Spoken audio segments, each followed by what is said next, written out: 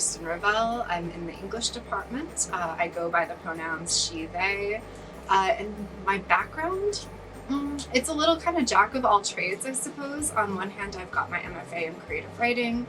So I've got a lot of kind of creative writing experiences, literature experiences, but my actual PhD, my doctoral degree, was in Composition and Rhetoric, and I had a specialty in social media communication. So I really looked at the ways that we use our technologies to communicate and the ways that our changing social media applications were shaping how we create relationships with one another.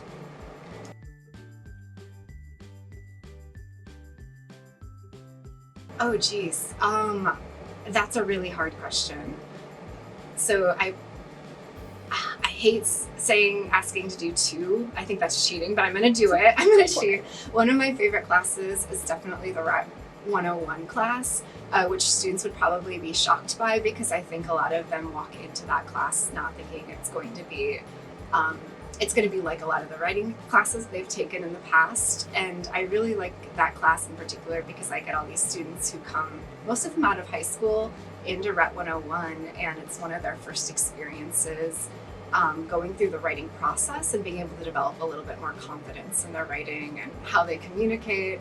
And you just get to see them transform from being that high school version of themselves to a college version of themselves. So that's really cool and rewarding to see oftentimes. My second favorite class to teach might have been my feminist rhetorics class that I taught. It was an upper level 300 level class, and just all English majors were part of it. But it was really cool because we got to read a bunch of queer-centered, women-centered writing, and then students were able to kind of develop writing in ways that were not necessarily writing on, an 8x10 paper essays with white ink, but they were able to, black ink, white paper, but were able to develop in kind of these really cool ways. Like they were making these cool feminist collages about body positivity and making blackout poetry with Donna Haraway's Cyborg Manifesto.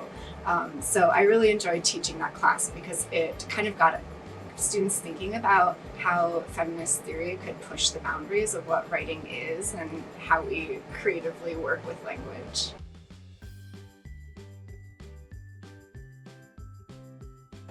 I would say do the thing that you're on the fence about doing. Travel abroad if you're kind of in between it. Take that class that you're like, oh, I'm kind of interested in that, but I'm not really sure if it's like super connected to my major. I think that your undergraduate time can be such a period of self-discovery that it's a really cool moment just to explore and see what doors are available to you, rather than necessarily sticking with a script that you've told yourself your whole life, or that maybe your family told yourself. Like, yeah, go out, explore, learn something new, try something new. It's a really good time to do that.